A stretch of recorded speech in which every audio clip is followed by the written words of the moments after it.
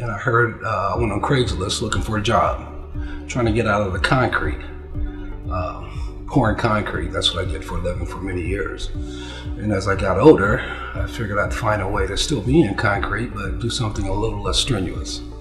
For such a great final product, it really was a lot easier than I thought it would be. They really explained it well.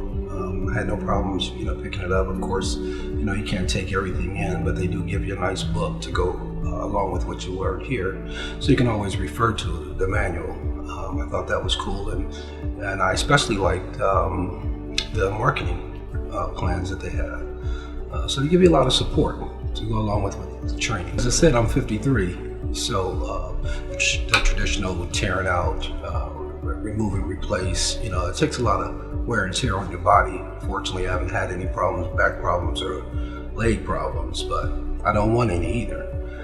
So you can get a real nice product. I can't tell you how many times I've torn out concrete that was solid, but the surface of it was in bad shape. So, in my field, we recommend to remove or replace. That's what we get paid.